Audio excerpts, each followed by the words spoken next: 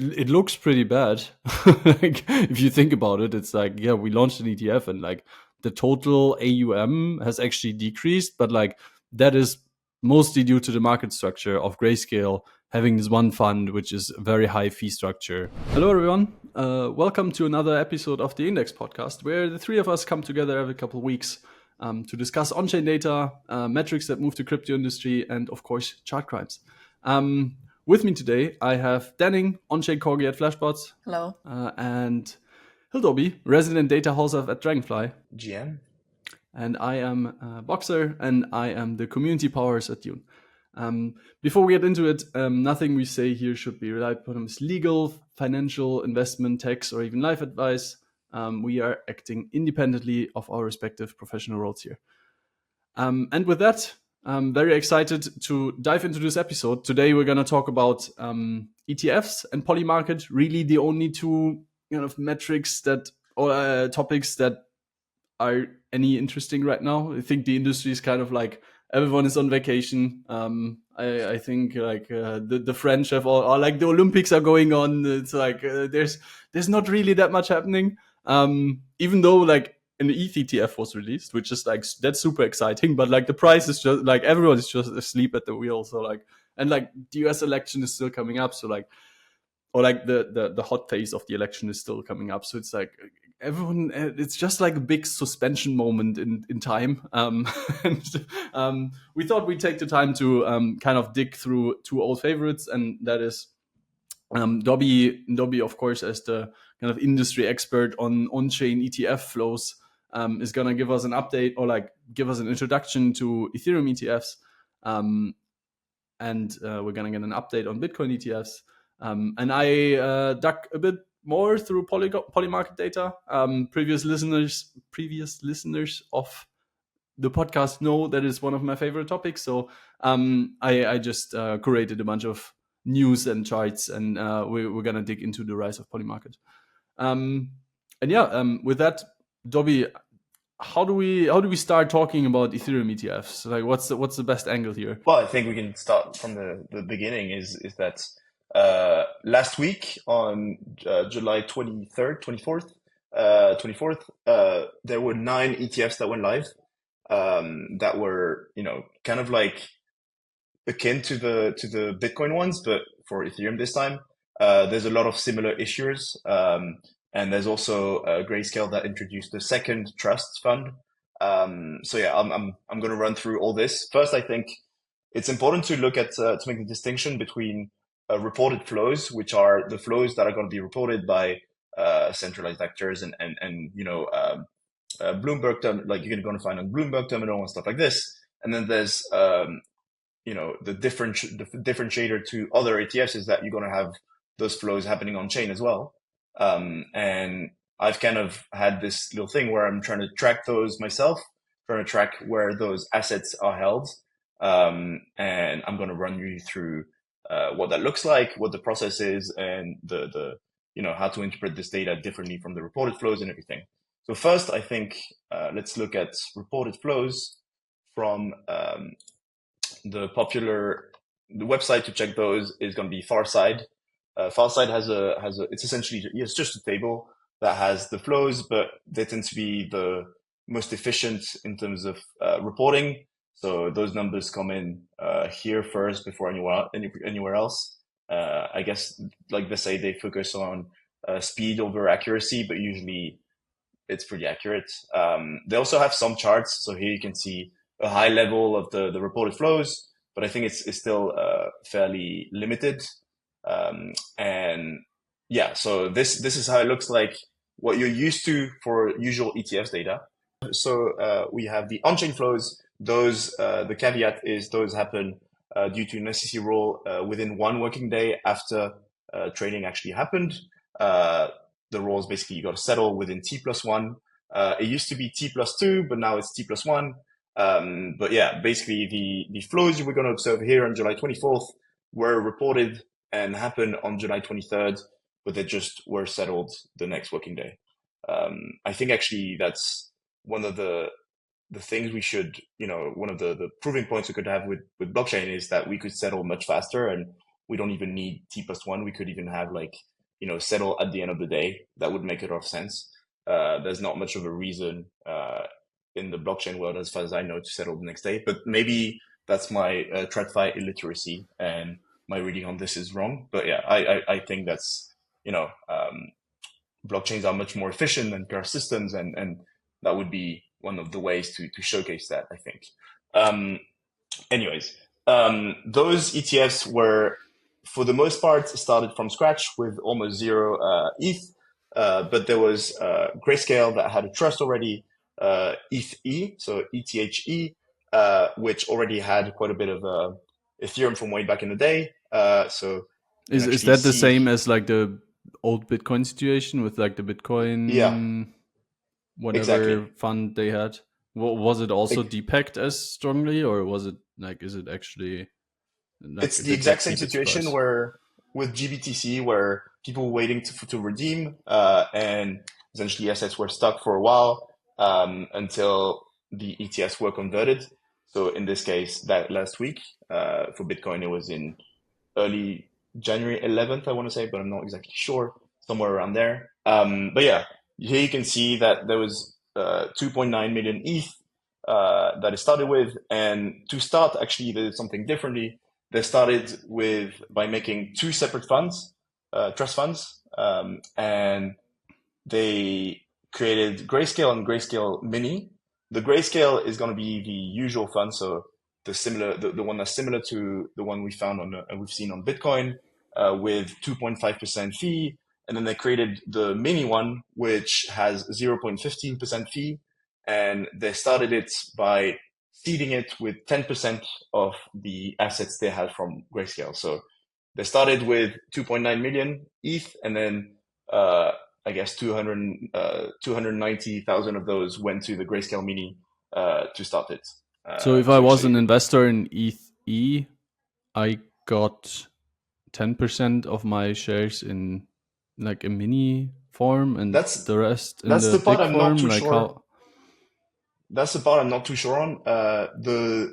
They also, the mini trust fund was also launched today for Bitcoin. So they converted also 10%. But the way they phrase it is they say you don't have to do anything. I'm not exactly sure which customers are converted, how that plays out for the on the other side, and the actual investors. Um, yeah, I'm not exactly sure, to be honest. Maybe All I they know own ten is percent of the float. Like maybe they just that's probable. I don't know. It's That probable. Yeah, it's probable. I think the strategy though is I think pretty clear. Is that due to the very high fee, if you compare it to other ETFs here, you can see that 2.5% fee is very, very high compared to the rest. And therefore they have quite a bit of ETH that they had already, and people are slowly withdrawing them, but they're benefiting from those fees. But they're bleeding out in asset under management, so they introduced this other mini fund that has the lowest fee, and in a way, I guess, to keep getting market share, to retain the market share. Because if we look at the Bitcoin situation over the past few months, now they're close to 25% in market share, which is way down from 100%, obviously. But yeah, that has to do, I think, with the fees and the current competitors that are at play here. I also found interesting how their ticker for the mini funds is ETH instead of having like a differentiated one from Ethereum. And same for Bitcoin, where it's BTC now. I think that's a bit confusing, but I guess also maybe a good strategy. I don't know. yeah, if Yeah, like any boomer goes into his like whatever terminal yeah, and types in ETH, and like that's the first thing that pops up, and it's the same ticker as like the ETH that you like see on your, I don't know, your Yahoo Finance news or whatever. It's like Yeah. that seems like a good strategy, even though like that is pretty confusing. I yeah. Yeah. One more question: do you know why they call it mini? Like, what is it like the share denomination lower? Like, what's their like marketing move of calling it mini? Like, that's a bit of a confusing. It's a good question. I'm not too sure. Honestly, the only differentiator I know is the fee. And I guess my understanding is probably that Grayscale, the large one is for larger investors and mini for smaller ones. If you want to, depending on the size of ETH you want to invest, the amount of ETH you want to invest. That is my understanding, but I'm not exactly sure on the exact differentiators here. I've never traded an ETF myself. I'm just more on the on-chain side. That's more where my expertise is. But that would be a great question. I think we should one day have someone from one of these issuers maybe explain more of this side. Yeah, that would be interesting. To get both sides of the story. Yeah.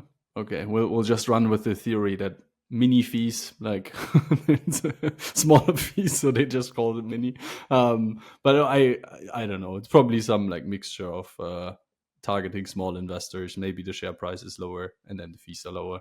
And yeah, just using the ETH ticker for this, like this is obviously their product that's like future ready. And with like Yeah. the ETH, it's like the same story as in Bitcoin. They're just milking those like poor people who are stuck inside of there for tax reasons, or for like they're lazy and they don't want to convert, or like there's like a platitude of reasons why you could be stuck in there. So like they're just keeping the like never change the running system. It works. Like they're earning 2.5% management fees for Yeah. doing fuck all on $7 billion. Like I'd keep that running. Like Yeah. it's not very honest, or like, is it honest? Is it dishonest? It's probably the wrong word. It's not very I think nice they've of them. Let's always, just put it that way. It's like it's not very nice of them, but like from a business perspective, like yeah, of course that makes sense. I think the fee has always been even pre-conversion at 2.5%. So people who invested were in the know of what was going on. But they also kind of filled the gap of this lack of ETF for a while. It was like the institutional product equivalent of having Ethereum or having Bitcoin. And that's why they accumulated this all these assets. Actually, right now, mostly because I mean, all because of Grayscale, there's over 2% of all ETH that is backing Ethereum ETFs. It's a little over half that of Bitcoin, where I think we're in the 4% or something. Um, but yeah, basically this seeded amounts kind of helped propel these AUM to these current levels. And so far, the outflows have mostly been bigger than the inflows of the other ETFs. So all outflows are from Grayscale's large fund, and all the others have seen inflows since, or none, or nothing at all. So far, we've seen negatives aside from the first day. If we look ahead, we can see that yesterday I had the second day with a positive inflow, positive flow. So that will be reflected as well. And what we're seeing as well is, I don't have this chart on mine, so showing it here, but that the assets in ETH have been bleeding faster than they have for Bitcoin in terms of days since conversion. So we're already like down 20% of Grayscale's ETH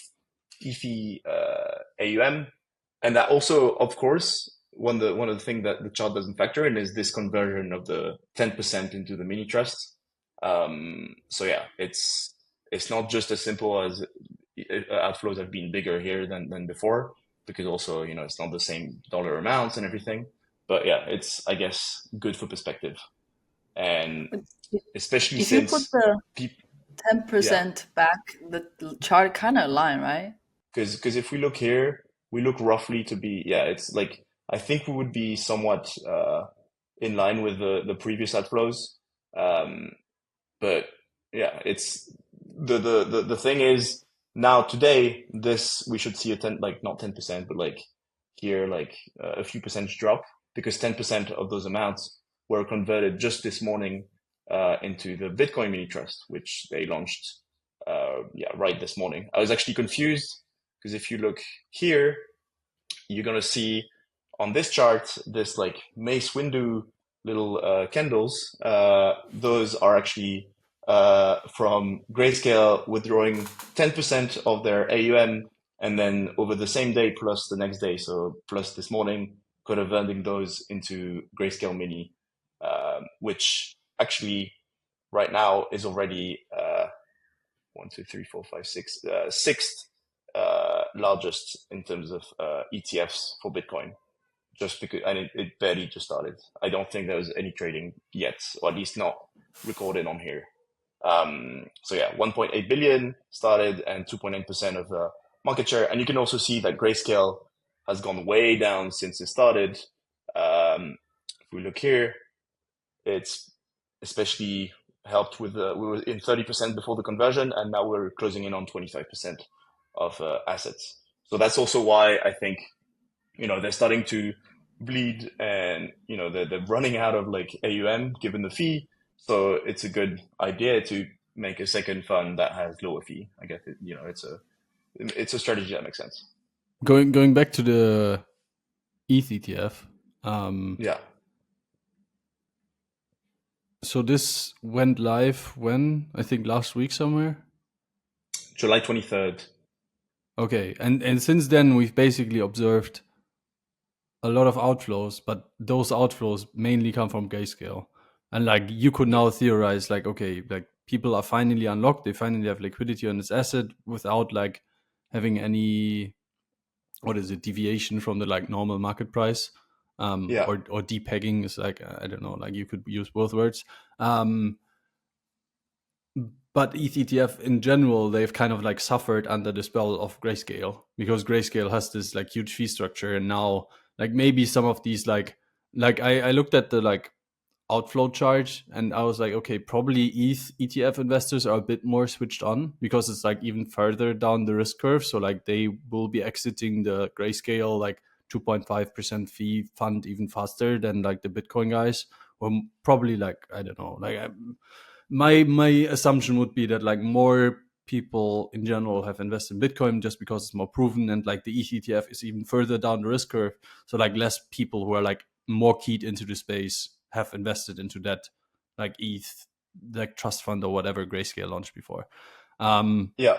So okay, so ETH ETF's Yeah. down. Like it looks pretty bad.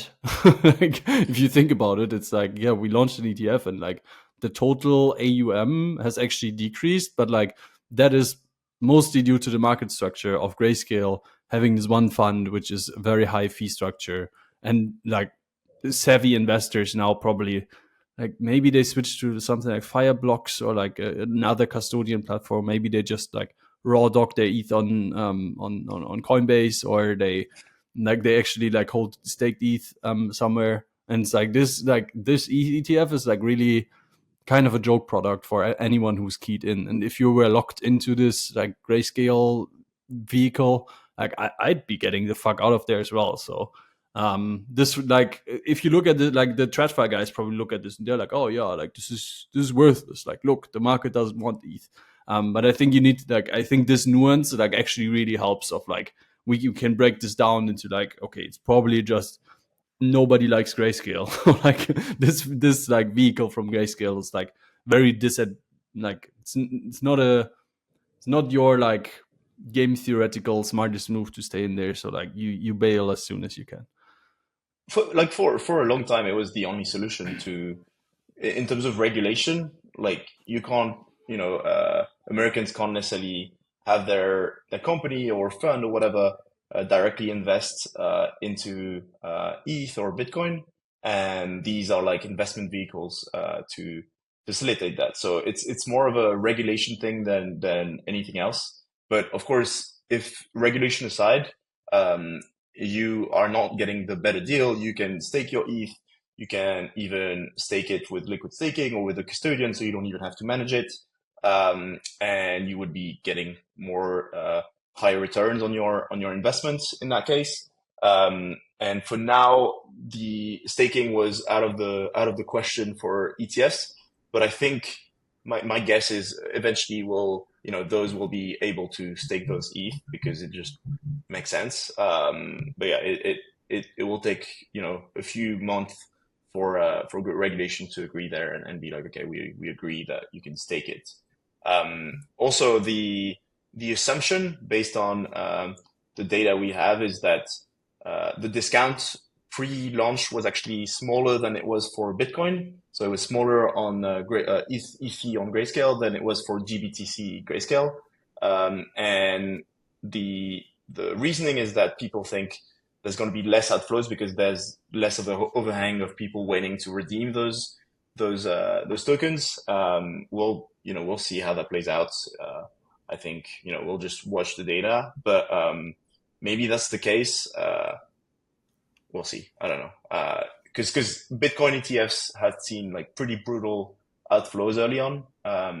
Flows remain mostly positive, but they were heavily impacted by like if you look here, all the negative flows are in 90% of cases from Grayscale, with the rest being mostly positive, aside from like the off day where you saw other stuff happen, of course, but that tends to play out with market movements and other stuff like this. My way of reading this data is I think it actually might just be somewhat kind of like speculative and also regulation reason. Like maybe some big funds, TradFi funds, they want to invest in ETH, and as Dobby said, there's no way they can actually invest legally. And Grayscale was the only one. And the fact that they're willing to pay 2.5% fee means that they think the ETH price during the anticipation of the ETF will go up more than that. And so they are kind of like selling the news. My understanding, it's like ETH might go up until the ETF is actually live, and it makes sense to hold it until then. And when other issuers coming up with lower fee, and they might naturally go to others. So yeah. They were also stuck, I think. That's why if you look here, you can see this like very like linear decrease. That's, as far as I understand, that's mostly the fees, more than anything else. So the assets were locked in, and just the fee was bleeding out and until the conversion happened. So since mid 2021, not even early 2021. I think the other interesting side of the story isn't just the data, but how I gather the data. And that's something maybe I haven't been super transparent on. So basically the way it works is I used to have, for Bitcoin, I had a query where I tagged every address individually. I went daily to add new ones, and it can be quite a bit of work. The reason being that it's not just about adding new addresses, but those issuers, they rotate those addresses for security purposes. And so every once in a while, you'll have like all of Grayscale have like basically outflows to zero, but it's actually just then moving to new wallets. So you got to keep, those tracked and make sure that you're tracking the proper wallets. To mitigate that, I've moved essentially all my process offline. So if you can see here on the right, I have these data sets that I upload on Dune that anyone can query. So Bitcoin ETFs addresses is going to be the list of addresses. Metadata is going to be, the ticker, the fee amounts, the website, and everything that I can have, so I can put it in place on the dashboard.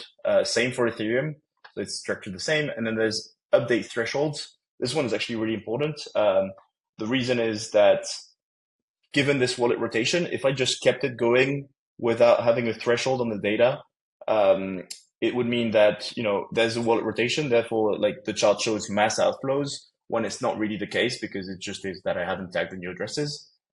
So I have a threshold that I update on every time I do a manual update to make sure I'm not like, it's not processing wrong data and not, misleading anyone. That's my main goal, is to make sure I try to remain as factual as possible and try to get as close to the full story as possible. So, tracking all these addresses, which isn't easy. In terms of tracking, there's multiple things. So most of these have, much like Bitcoin, they haven't disclosed their addresses, but two of them have disclosed something. So 21 Shares has disclosed a proof of funds. So it's a Chainlink Oracle, and here you can see at different moments in time how much is reported to be under management for backing the CETH product. So you can see it jumped to 2,800 ETH as of last week, but it hasn't seen much flows since. And I think this is such a cool product that like is such a cool way to showcase some of crypto's, benefits to TradFi. Like you can actually see the assets under management, and you can have different oracles looking up and querying this data without necessarily disclosing the addresses. To me, it's like such a cool proof of the benefits of crypto relative to current systems. Have you looked into how this actually works? Like, is there like a ZK proof, whatever thing happening? Like, how do the oracles know which addresses to look at? And like, how's that like? That's a good question. I'm not What exactly are what sure. are the trust assumptions of this? Like, that would be because like I can give like a bunch of random. I guess they could like the addresses could sign transactions and then prove that it's actually 21 shares to the oracles, but like the oracles don't finally disclose who's like I don't know. Like there's probably like some kind of cryptography that you can prove. Like I can prove that this address is like they could just sign transactions in the end. I guess like they wouldn't appear on chain, but like they could prove to the nodes that they're actually who they say they are. It's a consensus thing where there's like 16 different oracles. So like, I mean, much like basically blockchains, you know if one's lying. I don't know what they have. Maybe it's some ZK proofs, or maybe they just have the addresses and are, I'm not exactly sure. But I guess that's another story. We should dive into oracles and Chainlink at some point. I think that's a whole bigger story that is interesting in and of itself.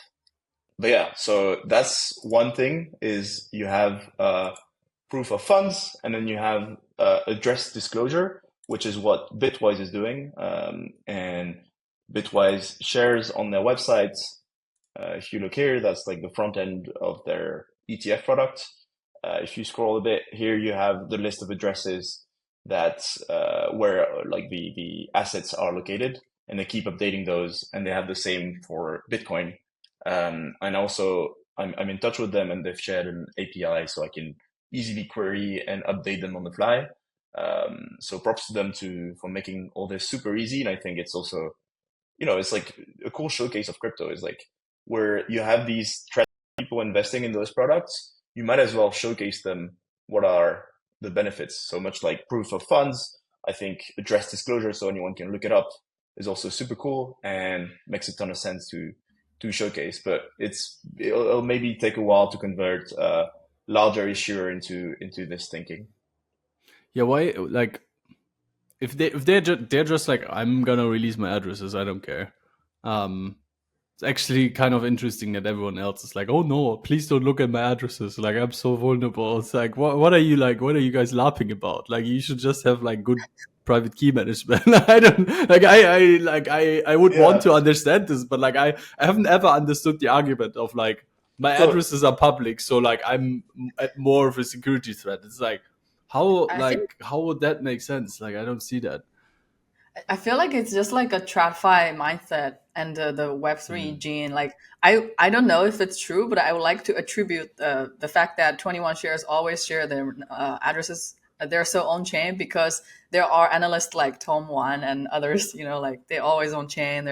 They probably like nudge them, being like, "Hey, we should share this." And they I mean, started the proof of they don't actually share their addresses. Like they are no, going through this hoop of like the chaining oracles. So like maybe there's also some regulatory stuff in the way here. Like because like I yes. like this is probably like the 21 shared people are probably like we would want to release this, but like we can't.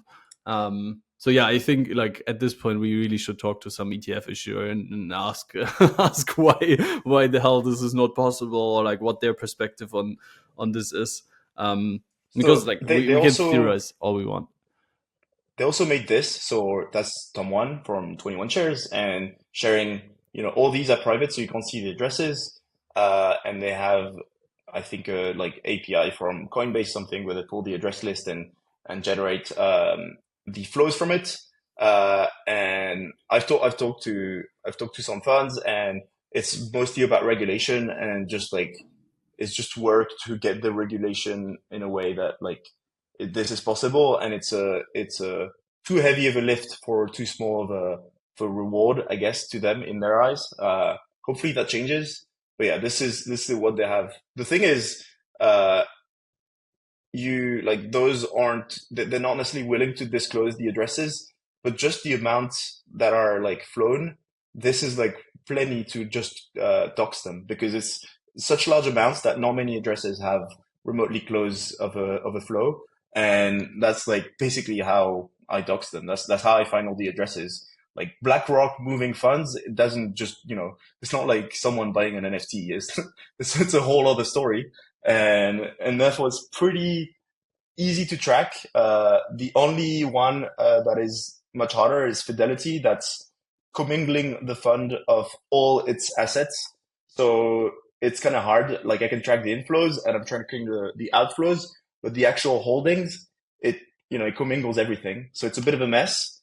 That's for, I don't know, security purposes. They have a whole article that's interesting about this, but yeah.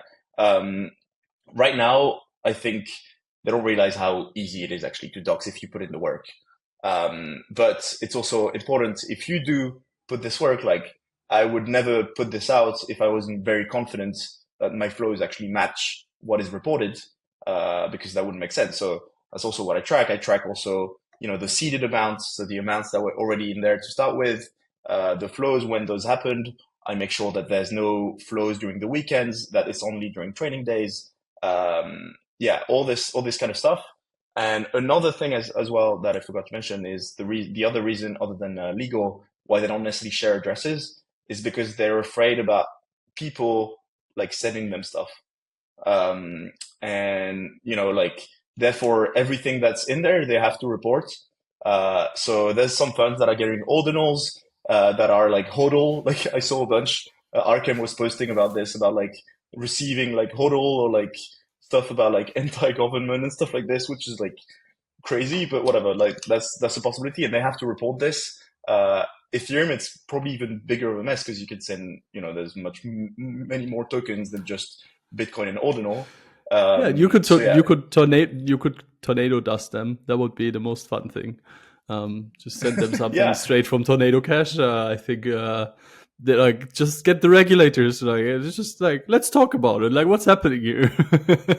You um, can you can send them like Not liquid staking tokens as well, which they're technically not allowed to have. Like it's like, yeah. where do you cut the line? And it's like Uh, legally it's problem, but I think it's just also regulations have to at some point catch on to just the way things work in crypto if they have to embrace it. But yeah, it'll take some time, but I think eventually we'll work our way through this.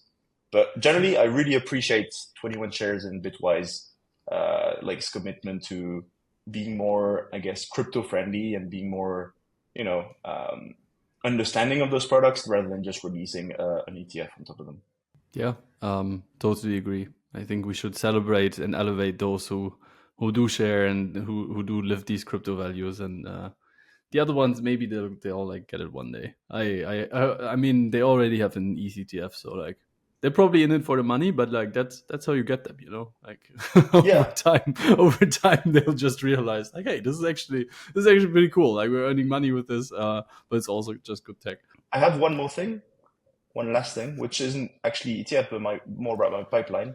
I want to share this tool that Storm from Paradigm made, which I'm leveraging, which is called Spice, and enables you to query the Dune API in the most. I think it's a better. It's just more simple. It's way simpler to use than the raw Dune API, and it's just a great product. So if you ever looking to query Dune data, this is a super cool tool that I recommend using. Both the because a lot of the Dune API works in a asynchronous way where you got to wait and like ping to ask if it's ran. This does it synchronously, so you just wait for it to be done and it outputs the result and other like ease of use features. But yeah, this is a super cool product. So thank you, Storm, for this. It's awesome. Where are you hosting all your like? Are you manually running your pipelines, or like Yeah. are they in some Docker image, or? For now, it's all locally. Like it's a private GitHub repo. I'll probably make it open at some point. Like I don't think there's much of a need for everyone to see it. It's not like super informative. I'm creating a bunch of queries where I look for patterns that I know are definitely going to match what I'm looking for. And then I'm also curating afterwards individually all the addresses still to make sure I'm not adding anything wrong, any deposit addresses. That's also why I'm working on like deposit address spells so I can uh, programmatically single those out. But yeah, there's like three different scripts that I run plus some manual checks that are all local. Um, yeah, I'm happy to share it with anyone who needs them, of course. With that, that was a very thorough rundown of the current ETF landscape. Just want to say nothing Go. there was legal advice. Oh yeah, of Yeah, course. yeah, of course. We don't know anything. Don't trust us. Um, yeah, I think interesting kind of stage of the market. Where it's like we now have like Bitcoin ETFs with Ethereum ETFs. 4% of all Bitcoin are already in an ETF, which is like that actually seems like a rather large amount. And I'm actually surprised that like even for ETH, it's like 2%. Which was like I guess a bit more hidden when it was just like this weird grayscale vehicle. Because like it was the same amount before, right? It's just like now Yeah. it's like more coming into the spotlight. Um, yeah, who are gonna be the like Wall Street bros who who buy the Ethereum ETF? I don't really know. Like all of this is like very confusing to me, and yeah, we should. I mean, the problem, like, if we get somebody on from one of those ETF issues, is probably like they can't talk very openly, since they're like even more bound by regulation than like you as a VC. And Yeah. Denning and me are like kind of free people in that extent. But yeah, it's gonna be it's gonna be interesting to observe this future, and we'll check back in a couple months with our resident ETF expert. This all relies on the accuracy of the address list that you're looking into. And I think the problem is, anyone can do the job, but it's, it takes in some extra work to do it well. And if you don't do it well, it can be, I think, pretty misleading. And misleading, I would rather have nothing than misleading. And unfortunately, I think like Nansen tried to do the job, but they relied on a incomplete address list, which makes it like inaccurate. And like Alex from Nansen was tweeting about like how uh, what was it? Bitwise flipping BlackRock, which is not remotely true. I think like BlackRock has more than double what they showcase here because they're missing more than half of the addresses. And yeah, it's just a bad look. It's not super good. I think Bitwise is having a crazy start, by the way, uh, compared to the other ETFs. But it doesn't mean we should share like stuff that is wrong, especially since it's pretty easy to check that this doesn't match at all reported flows. Um, and yeah, I don't know. I wish Nansen had better due diligence on this rather than sharing it. All they have is this, and on the website there's like this little barriers on the side.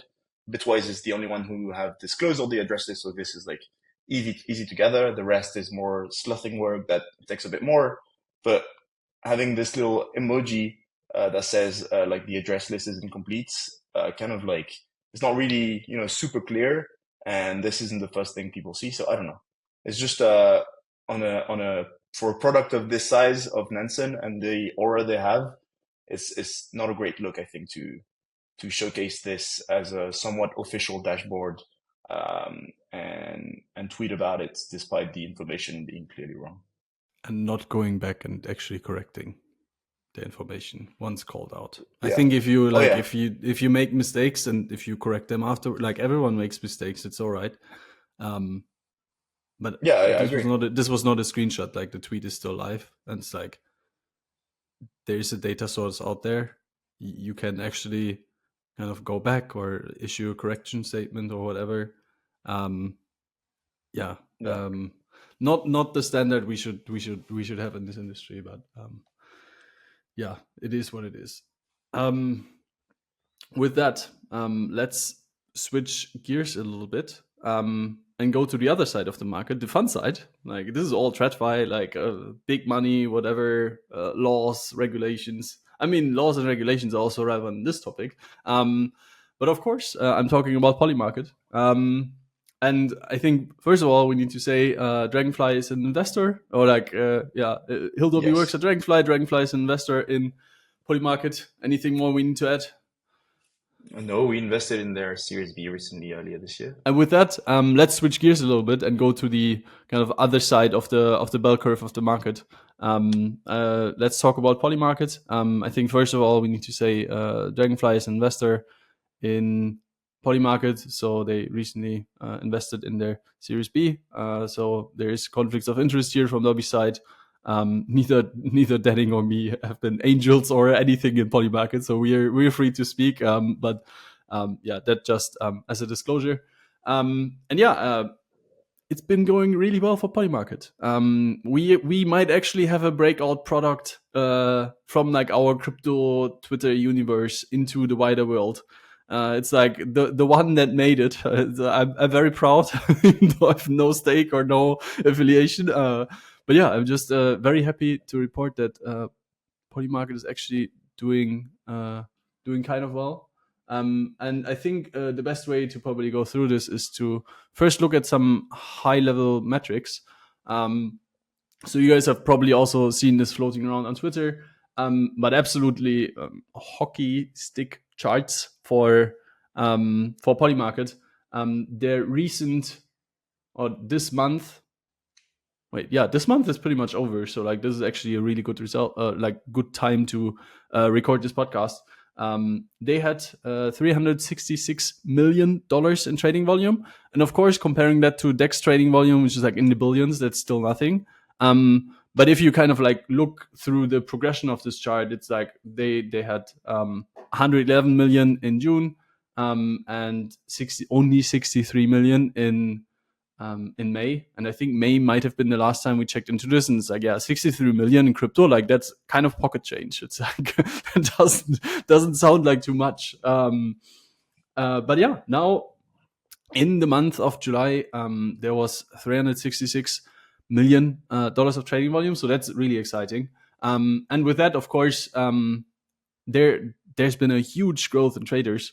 So actually 42,000 people have traded in the month of July on Polymarket, which is like, I think for crypto user numbers, I think that's like maybe the highest number I've ever heard. Like aside from like airdrop farming, whatever bullshit protocols, but like from like I guess like Uniswap and stuff, they also have like user numbers in that height, or like 1 inch, or like the kind of like DEX front ends.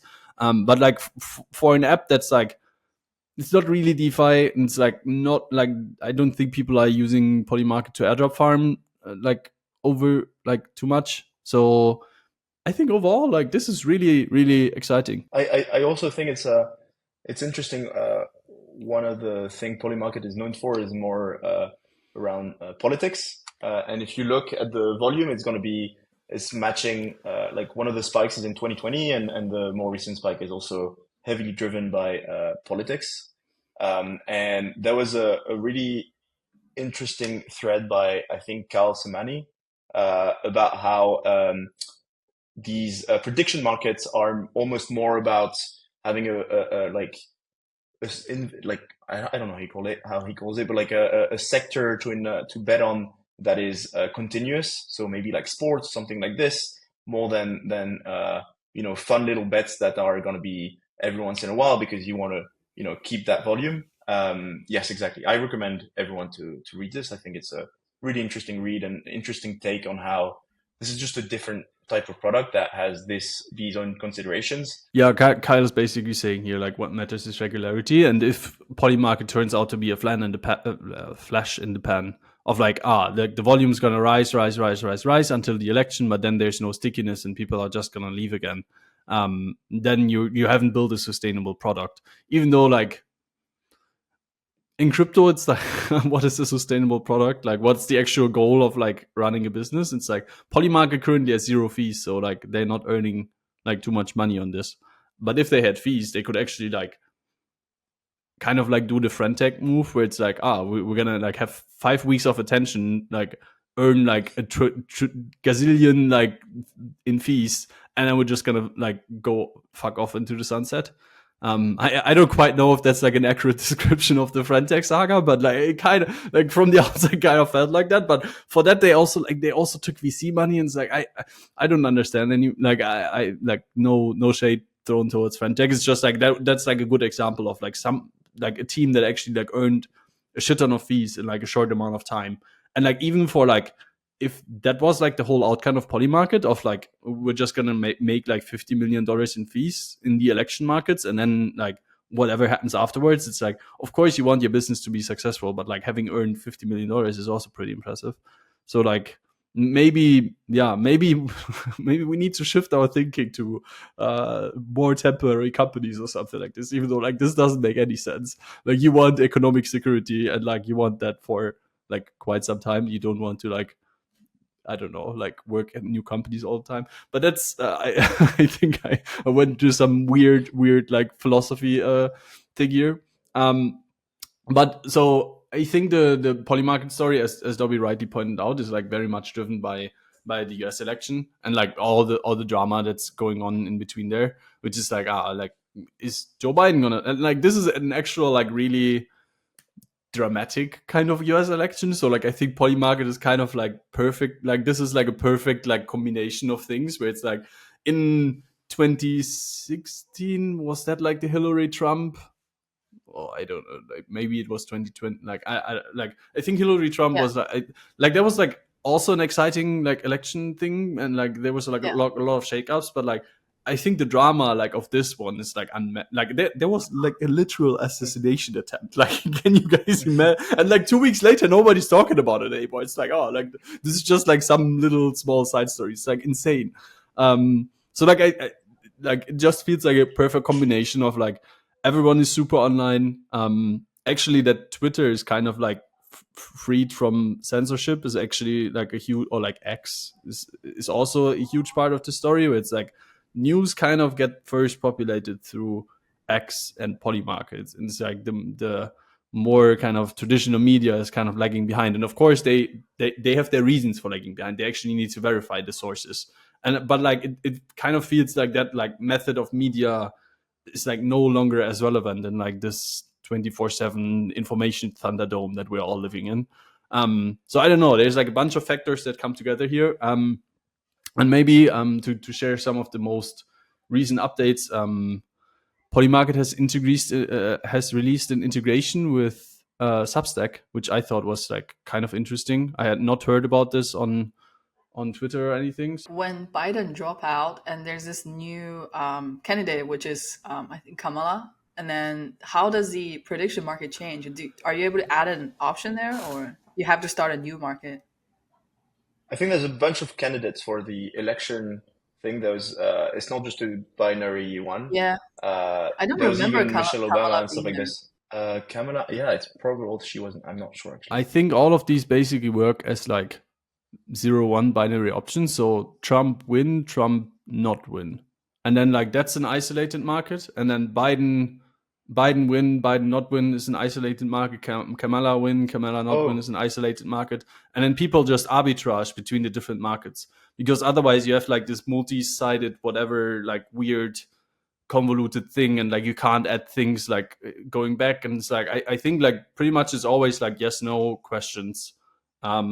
And then they also like they used to have multi-sided market, but I think they decided against that because like the market making in those and like the overhead complexity like gets like super high. So like everything that I see on Polymarket, and I think what's most relevant is their central limit order book. So like it's basically like just an order book, like on a centralized exchange. And there's people who submit asks and bids, and that's how the markets get made. And it's like for each individual like option of like who wins the like Republican nominee or whatever. I mean that's done now. But who becomes president? It's like there's literally like 10 different order books for like who might be the winner. So yeah. yeah. There are some more than binary markets. So I shared one here, but it's like there's a Democratic nominee 2024, and there's like 1, 2, 3, 4, 5. There's a bunch of options. I probably have 10, including Joe Biden that's now under 1%. There's Kamala now at 97, but there's Michelle Obama, Hillary Clinton, and stuff like this. So there isn't just binary markets. But I think binary, yeah. So this Oh, is but that's cool. what I'm saying. Like all of these, like if you like, these are Yeah. all isolated order books. So Yeah. like Oh, this is like one larger category, but these are all like that's why the price is like if this was like a perfectly efficient market, the I mean the chances do kind of add up. yeah, they make up to 100%. So maybe they are isolated order No, books, this but actually doesn't still add they're up like, to 100%. But that's just like order book inefficiency as well. But like all like if you go here, you get like an order book, and then if you go here, you also get an order book, and those order books are not the same. So like you always bet yes or no on individual options. So like it's just like there's like one kind of outcome that you bet on, which is kind of like a decision tree thing, where it's like all of this gets resolved by the same like overarching question. But then the order, like if you want to trade the individual outcomes, they're all like separate. okay. I thought like, if I bet big on like Joe Biden right now, wouldn't it affect like decreasing Kamala's chance on this as well, despite it being like separate markets? My guess is that's the case. Like even here, like there's just a bunch of like individual markets. You can even like this market even has an option of like other Democrat politician, which is like that's kind of ridiculous. Or Kanye, of course. But like all of these are like if I trade the Donald Trump option today and I like let's say I move the order book like up to like 70 cents. Like I Hmm. just buy like how many like 2-3 million worth of like Trump wins. This has no effect whatsoever on the Harris chances. And like Okay. what will probably happen is that there's bots running and they're basically like doing the arbitrage of like now Yeah. there's a risk-free bet to be had to bet on Kamala because like I don't know some like mathematics. Um, Yeah. Market some making, mathematics very essentially. very eloquently put. But like there's like a I think you can like reasonably make the assumption that like market makers or arbitrage bots or whatever can then profit of it, Yeah. but it's all individual markets. um so there's kind of an internal price of like Trump will win is currently the odds are priced at 60% to kind of 40%, but like currently the market is not efficient, so it's 41%.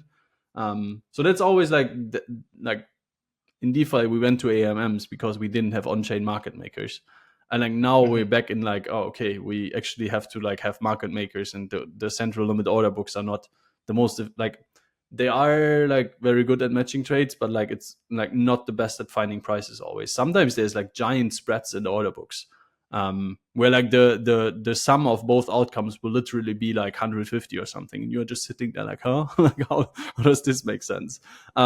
So there's still like on like the far edges of Polymarket, there's still like market inefficiencies, I guess. But I think these markets are actually getting quite efficient and working quite well. One of the cool things is this is one of the very first websites slash apps or whatever that I have normie friends talking about that you don't necessarily know that crypto is in the hood. You don't need to know. It doesn't really matter. But I think that's kind of cool as a one of the first few showcases that we break the wall of like crypto native people into broader markets. And yeah, I hope to see more and more of these kind of apps over time.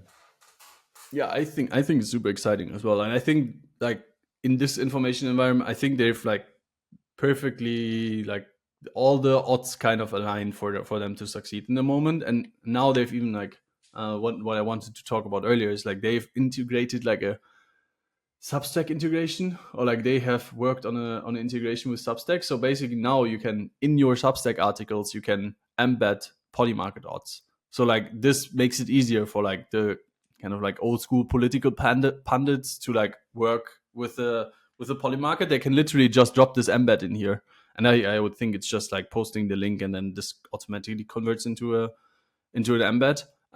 Well, personally, I'm no longer a fan of Substack. It's like it's still cool to like see this like integrating with such a kind of large media organization.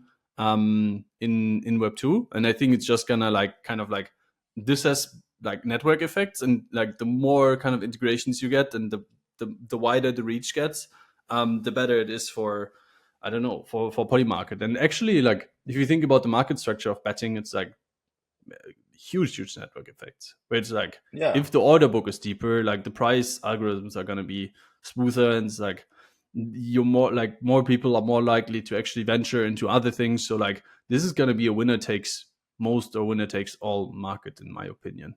Until we get to like a reach where it's like you as a company can just like do the matchmaking or whatever. And I don't know how would this work for like sports betting? Like who does the order book there? I don't. But that's like I think for like the first couple, like I don't know, until probably a certain size, this becomes a winner takes most market. And Yeah. then like if the market opportunity becomes big enough, then it's like the big players kind of like probably encroach on that, and it's like they maybe might be able to split it up again, but what the fuck do I know? It's actually quite a hard prediction to make. It kind of replaces polls data, like all data from previous polls that may have like, errors due to sample size that's just limited. This probably represents like a wider, like a better representation of overall market, since anyone can participate without without much limits. And yeah, it's just I think it probably makes sense as a eventual replacement to polls data. It doesn't, like, you could still have polls more for like narrow markets. Okay, what is this city, or what is this view from I don't know, New York? What are they thinking over there? What are they thinking? Different sample sizes, but on a representing the whole the aggregated view, I think is probably this is probably a good way to do it. And yeah, Polymarket has made some like pretty high profile hires, and they also just recently announced, like in May, they announced their Series B with support by Founders Fund. So that's Peter Thiel's investment vehicle, and it's actually like Peter Thiel has his fingers in the US election. It's kind of interesting. He's like invested in Polymarket through Founders Fund, and I think JD Vance has like very close or like kind of close connections to Peter Thiel. So that's going to be it's kind of interesting that he's a man in the background, kind of pulling strings. Something unusual about the Polymarket race was probably that they also at the same time disclosed an previously undisclosed Series A. So like they announced Series A and Series B in May. Series B 45 million funding, Series A 25 million funding. So like they're like very well equipped to take care of this opportunity. And like I wonder if they probably can't do advertisements in the US on a large scale because of some regulatory things, sadly. Otherwise it would be insane to drop like a bunch of advertisement money into kind of the mainstream culture and try to onboard a lot of normies to Polymarket. But yeah, lots of exciting stuff cooking on their side. UMA also recently. So the way Polymarket markets resolve, do you guys know? No, please inform us. So there's this problem of like what is the actual truth of like resolving a market. So like if some like what's the best example to pick here? I guess just like if the US president is elected, and like in the last election, we actually had like, I don't know, January 6th happened afterwards. So like it was kind of unclear of like, is this the actual result or like, is this not the result? And of course, like most people just like were like, okay, like whatever the government says are the actual results. But like if there is a dispute, and like let's just say, like for argument's sake, it's like you could actually like officially dispute the US government's kind of like election counting from the last election. It's like then this goes to UMA. UMA is a kind of like decentralized truth provider. They're kind of like a, like if you remember back in the Eigenlayer episode, it was like we have intersubjective truths. It's like they try to kind of like resolve those kinds of things where it's like you can have multiple perspectives on it. But in the end, there's like one true outcome. So like Polymarket historically has had a lot of markets which were like not cleanly defined. So like the UMA people had a lot of trouble with this actually. But I think now there's like more curation happening. It was just like not clearly worded what is the actual like outcome. I think like I remember there was like a big controversy about like there was this like the U-boat that went to the Titanic. Like that market was like somebody just spun that up and like I don't know, he just typed some shit in there. And then I think it was unclear like the method of how they died or something. And it's like then like there was like a lot of disputes and like finally somebody has to make the decision of like who actually like resolves the market to true or false. And that in Polymarket's case is UMA as a kind of like independent third party. Um, very kind of interesting. And like, I think that's like Polymarket, like not doing that themselves is probably a good thing because like it like, I don't know, it has like Yeah. more of a vibe of neutrality and it's like independently verifiable and stuff like that. And I think if you want to dispute something, you also need to put up a bond and like there's like a whole like economic game theory. Uma has a long blog post. We're gonna link it under the article if anyone wants to actually read into this. I am certainly not the expert. I just think like the whole like structure of Polymarket and how it actually like the inner workings are like fascinating. And these people have worked on this for a long time for us to now enjoy, or like, I guess for the world to enjoy the fruits of their labor. And to close this out, there's of course more dashboards on Dune. What we looked at the beginning was Richard Chen, who of course with his like very simple dashboard, but it breaks down the gist of Polymarket. But what I've also brought with me is a dashboard from Crypto Choreo. And Crypto Choreo in general, like prolific Dune wizard. And he's actually taken like the whole sector, or like the whole sector. I'm saying like he's combined the data of both Azuro and Polymarket. And what's interesting about Azuro is that they're actually trying to make their. I think it's more of a like European thing, and they're really going into the football niche. So if you were to see the screen today, you could see that they regularly have football matches with over 1 million of volume traded. And I think Azuro is on Gnosis, or like at least last time I checked, they were on Gnosis.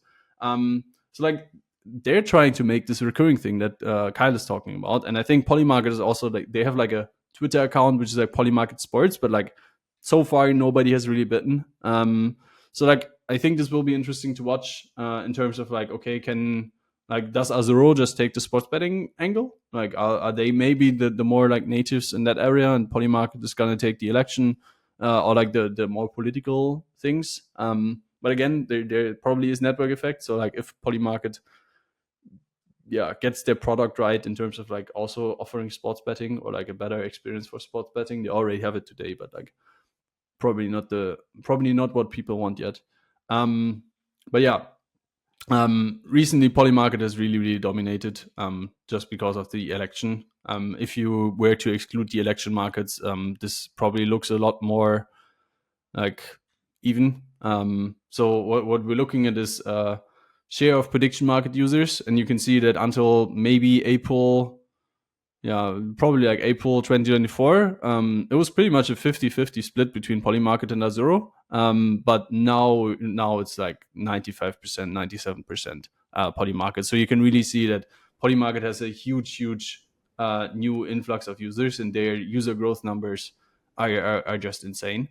And then I think down here somewhere we also have total value locked in both of these platforms. There we go.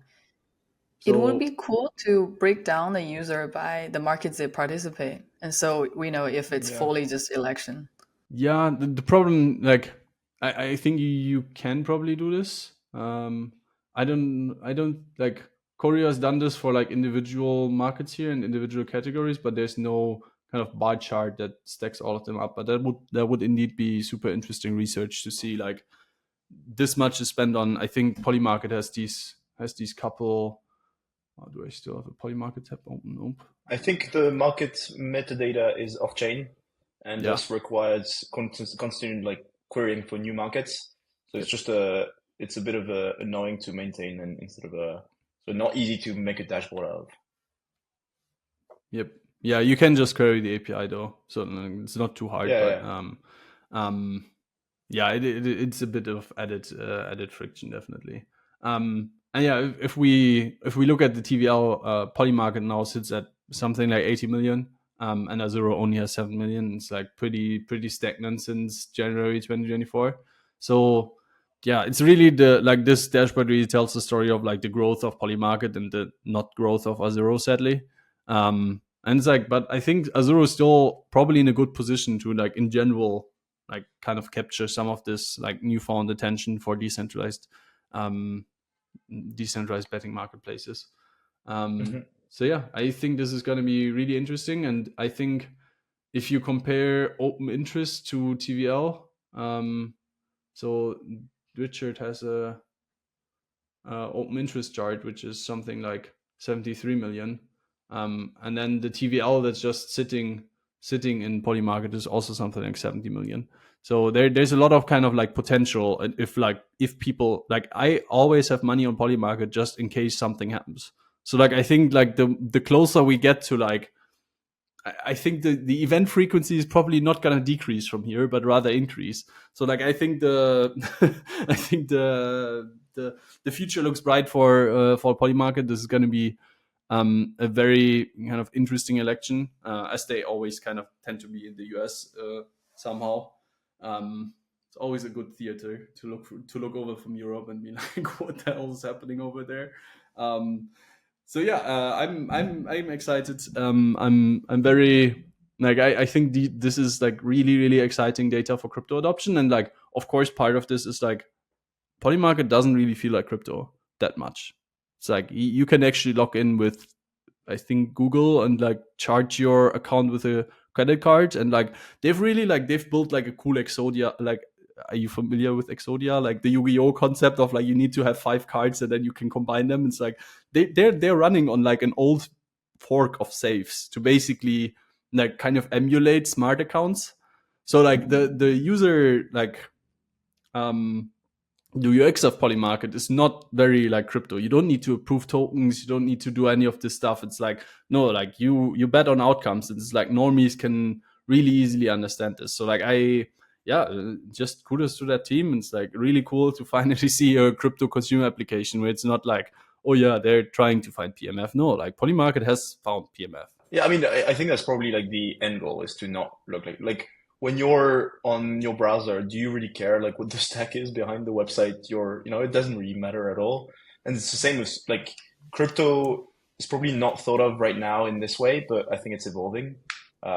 And yeah, I'd like to see this evolution continue. It's not available for US, right? Polymarket. Yeah, we had this in a prior episode actually where we're like did I like somebody actually tried to log in with a VPN or something, or maybe this was off camera? But yeah, as a US citizen, you are not Not allowed to supposed. use Polygon. They had to settle with the CFTC Wait, Commission Polygon for or secure. Polygon as a No, whole or Polymarket. Polymarket? Polymarket. Okay. Yeah, sorry. Yeah. Yeah. They were fined by the CFTC before, but like they're banning you from trading, Denning, so it's legal now. Their employees in the US are safe. It's like they're probably also banning the major proxy providers, but beyond that, I'd be surprised if they go any further. Shout out Gary. Yeah, yeah. No, this was not Gary. This was the CTFC, Oh, whatever. my bad, CFTC. Yeah. Yeah. Well, before we move Okay. away from this topic, have you guys seen the recent like Bitcoin 2024 conference last week, just a few days ago, where Trump was? I'm curious about what you guys take on like if Trump actually going to win the election, or what's the general, like the different parties leaning on crypto, and what's your take? We don't need to go too deep, but like last week in the conference, Trump was like promising a bunch of things, like he gonna fire Gary Gensler. He gonna promise that the Bitcoin held by the U.S. government will not be sold at all. So, and he gonna say like Bitcoin gonna go to the moon somehow, and like he promised there will be no CBDC from the government. I don't know. It seems like the Trump side is very pro crypto, and I saw actually also a few weeks ago, Missouri CEO stepped down. I think he's a very radical, like Republican advocate, and so it kind of makes sense that the a data company, in particular, like a data research company, should not have any political leaning. And it seems like the political standing, or like if they're pro crypto or not, is affecting the whole industry right now a lot. Yeah. I mean, we've had like in crypto this problem of the US government being kind of like anti crypto for a while. And I guess Trump is the first that's trying to change this. And honestly, like politics wise, I'm like super uninformed. I'm like not even remote. Like I'm concerned, I guess, in some way because I work for a US company and everything, but I live here in France. I'm not, the most informed or the most concerned, like I said. But uh, it's nice to see at least a party like changing its opinion and hopefully changing things as a whole on the crypto side. But I also agree with like a recent article from Vitalik that your candidate's view on crypto shouldn't affect your whole vote. Like it's just part of the situation, but it's you should take the whole and what what happens overall. What are his political biases? You can't understate how much this affects like the entire crypto industry, just because there's like so many important, like all the important companies are basically US companies. Like of course Europe has no innovation, we all know that. So sadly. That's the bottle But caps. yeah, it's like I always like I think DeFi is entirely happening in New York. Basically, it's like whoever you talk to say, oh yeah, we're based in New York, whatever. So like I think like having a US administration that would actually be favorable towards crypto would be great. Um, or the other thing, like I think like Trump ended his speech with something like have fun with your crypto and NFTs and whatever else you're playing with. And like this like playing with is like very indicative of like the level of seriousness that he like considers crypto with. And I think it's just like I read some take that Yeah. he's just like a populist, and he's found like that this industry is like throwing a lot of money Yeah. after I him. agree. They're very influential. It's like one of the kind of wedge issues where it's like like this could like decide someone, like this could like tilt someone towards like voting Democrat or voting Republican. So like yeah, he's kind of like I guess he's catering towards the crypto industry because he has self interest, but like if anything, Trump is a businessman, and like but that might Yeah. not, that doesn't have to be a bad thing. If like he actually like follows, like if he just stops harassing the crypto industry for God's sake, like then we're fine. Like that, like we just do nothing, and like we're like we're going to the moon. Like it's gonna be amazing. It's like the way like the how like extreme the US government is at its current like I don't know level of incompetence of dealing with this like new emerging industry that could actually like help them establish like US dollar hegemony across the entire world. It's like insane. So like I like Yeah. I it would be agree. good for the crypto industry. Like, The do I think that Trump has some other problems? Probably, but like I don't know. I work here. It's like Yeah. I think it's not like I actually think the like Vitalik post of like like you shouldn't just vote, but like dude, like, my entire life depends on this. Like my livelihood, my career, my like if we stomp, like of course I have transferable skills, and like I'm probably gonna be fine, but like I I think this like technology is exciting. I think this is important, and like if we can keep building with this thing to like accelerate the world, I think that would be great for all of us. Well, I mean, I think that's not great because that makes you a single issue voter, right? But it's okay. None of us here has a vote, so I agree with you in general. Yeah, I think like none of the politician really is trustworthy, and like they're probably just being opportunistic. I saw like the Democrats party also, starting trying to appeal to the crypto side, and it's all about just like the leverage from the industry with the funding. So um I mean yeah. the two reasons Trump is probably so pro crypto right now is he benefited from it like in two ways. One, he extracted value from donations, but also like the NFT grift he released like a year or two ago. and then Polymarket is like it shows him favorably.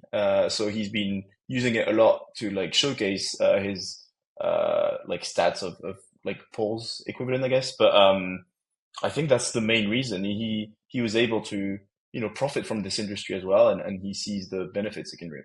Yeah, which like he's a businessman. He profits from Yeah. something. He likes it. Like I think that's a totally like. It seems to me almost more honest than whatever the Democrats are pulling now. Of like, oh, like we don't actually hate you guys. Come back. We didn't mean to like I don't know, prosecute you for the last 4 years and put all the like possible boulders into your way that you could have. It's like, oh no, this was just an accident. Like we have a misunderstanding here. It's like, guys, yeah.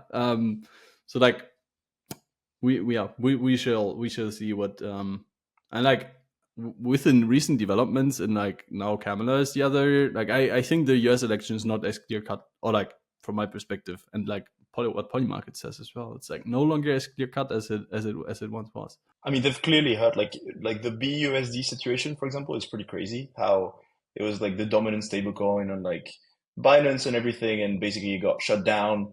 And then once it no longer existed, it's like, actually we're good. I don't know, it's kind of weird. And yeah, obviously not great. But yeah, so much for our political expertise. We promise we're not going to turn into politics podcast like every other crypto podcast. Looking at you, chopping block guys. Whoa! I mean, they've really become a crypto politics podcast at this point. But I enjoy it. I don't think it's boring, but like that's what moves the industry at the moment. So like I think it's totally fair for anyone to basically like talk about this. I think like people who are like, oh, like why are you turning into like this is important for the industry. Like you should allow, like, I don't know, for like the future of the industry. If you're like only tech, then you're not listening to chopping block anyway. So like what, like stop laughing. Like this is, they're like, also all US citizens, unlike us. Yeah. Yeah. But like, by proxy, we are all affected by the US. Like, who's going to pay for my defense budget here in Germany? You know, like we can't afford this ourselves. That's our X course into politics. Should we quickly talk about EIC 02? So there was this initiative started to make a quarterly review, a quarterly journal, which encompasses kind of what happened recently in the crypto industry, mostly around Ethereum and its L2s and the Ethereum ecosystem as a whole. There was the first edition earlier this year, and the second edition just released. So you're free to go ahead and read it. The main story is about Bitwise, and yeah, I think it's an interesting read. It's all for free. You're like available for everyone. If you want to support, you can also mint a token that allows you to redeem the physical version. But yeah, overall, super cool thing. I've started to help them by curating all the charts. So all the charts at the end have been created by me, and I'll keep doing this for the following editions. But yeah, I think if you want to have a quick look into Ethereum, what is going on, but also maybe present it to some of your relatives or stuff like this, this is probably a good intro piece. So here are some of the contributors. You've got Andrew, you got Hong Kim, of course, from Bitwise, a bunch of others, Joke Race, whatever, a bunch of other cool people who wrote some articles in here. Here are some of the people who minted the founder edition, so kind of supporting the project, content, the editors, and yeah, you've got a bunch of stories. They range from there's quite a few different things, so maybe only a few are in your interest, but there probably is at least one that you will find interesting in some way. So yeah, please scroll through. It's 156 pages, so I'm not going to showcase all of them, but yeah, there's plenty of content. Yeah, this is very cool. Basically a quarterly report for Ethereum, akin to a company quarterly report. Yeah, we're going back to quarterly reports, even though the revolution will not be reported quarterly, as we all know.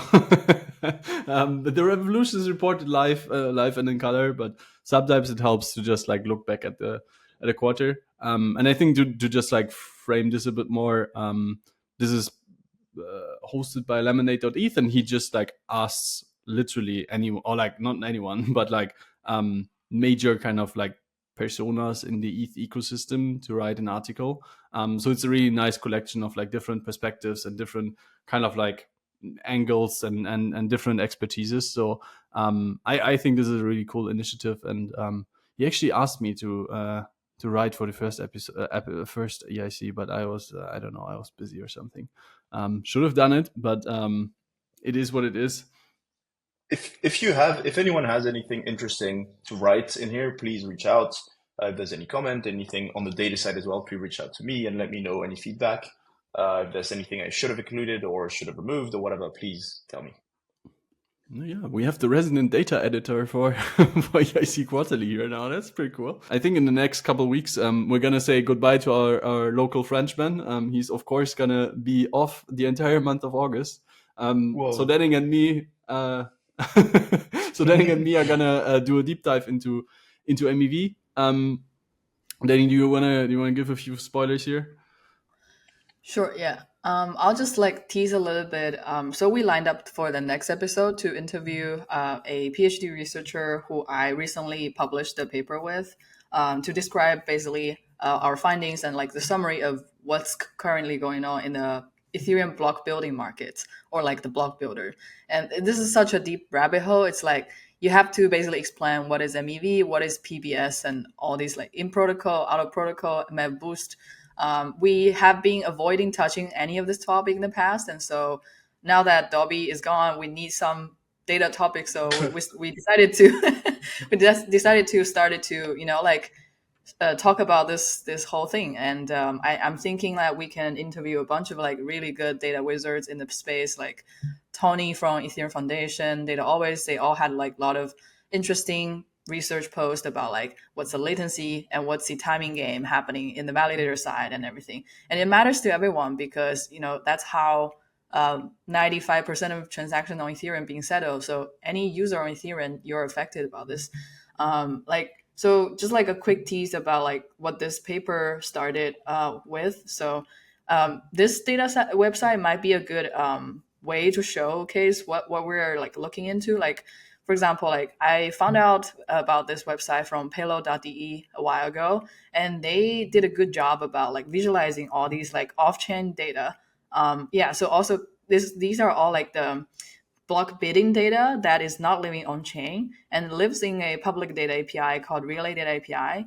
And here, what they did is that they visualized within every block 12-second slot, how did each block builder's bids for the next block raise up, from like a very lower value to a much higher value over time when they accumulate more and more transaction in the mempool, and potentially doing a lot of like, a strategic thing where like they inserted some searcher transactions. They might be like organizing some like CeFi DeFi op in the top of the block. They might be exposing their current block end of state to some searcher to insert some end of the block back running, etc.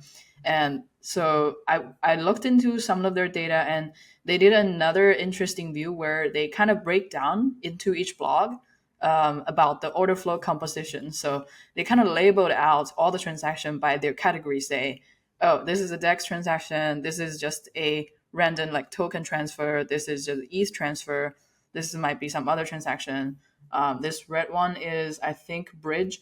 And when you like click into like enough number of blocks, you would notice like some trend already like on the top of the block. It's always some DEX transaction or MEV transaction, because that matters a lot because they want to be accessing the prices that they saw in the last block as fast as possible. And so they can potentially do arbitrage across Binance and stuff. So with this, we were inspired and we wanted to like do some very comprehensive labeling across all the Ethereum transaction order flow. And this was like a whole system how we label stuff. And honorable shout out is that we had a lot of data sets used created by Hidobi, so you got shouted out in the academic papers now. So yeah. But yeah, I think like maybe a quick show of like one key chart here is that if you actually now categorize all the transaction on Ethereum The left one is by the MEV value. So basically like gas priority fee they pay and also the tip they pay to builder. On the right side is the gas they use. So on the right side is more like basically block space. And you would see like there's a lot of like 2080 rule here happening. Like for example, the biggest one that right now is like making up the MEV value is actually Telegram bots. It's not exactly an MEV transaction. It's just Telegram bot user paying super high gas fee, trying to like snipe meme coin and like trade a shit coin. And they actually like when you look at the And block then space, Ingrid, they take out, yeah. is this due to the Telegram bots configuration, or is this a user kind of like people just unnecessarily paying too much fees for the Telegram bots? I would say the latter because the user doesn't even configure how much gas fee they pay. It's the Telegram bots decide like, okay, we're gonna pay this much to like put the transaction on top of block and in the next buried block. And you will see like actually like out of all the Ethereum transactions or the block, over 20% at peak, like 40, almost 30% value are contributed by just Telegram bots user. And like they actually make up like a very small amount of transactions compared to the retail swap or other public transactions. Particularly something also interesting is like sandwiching transactions. They paying a lot to the proposers. They pay around like 20% of all the MEV value proposer receive. But here it's like less than what, like 2% or 1% in terms of like how much block space they take up. Yeah, there's a lot more interesting findings, but I'll leave it to my co-author to do the presentation next time. So I'm excited to start to talk about MEV. Yeah. Yeah, we're not just a bunch of nerds talking shit. We actually have credentials sometimes. It's like it comes in here with like a 30-page academic paper. It's like, okay, that's pretty serious. Yeah. I mean, also a shout out is to like all the Doom wizards and like we were like my co-author like he was like how do I put a Doom link in my like all the article references and it's the new norm, like so many charts and Doom links there. Yeah, we'll see you in the next episode to dive deep into MEV data. And if this topic scares you, I am also not really familiar, so I'll be asking all the stupid questions on all of our listeners' behalf, so we all understand whatever PBS and MEV and SPB and like all of these like nice acronyms that nobody is able to follow anymore. I think we're gonna say goodbye to Huldobby until September. You're gonna listen to me and Denning rave about MEV data, and I don't have any clue about MEV data either. So I'm gonna be the stupid guy in this podcast and ask all the questions to make sure that our listeners are not lost in PBS and MEV and like whatever else acronyms we can come up with. But yeah, thanks for listening to the Index podcast, and see you guys around.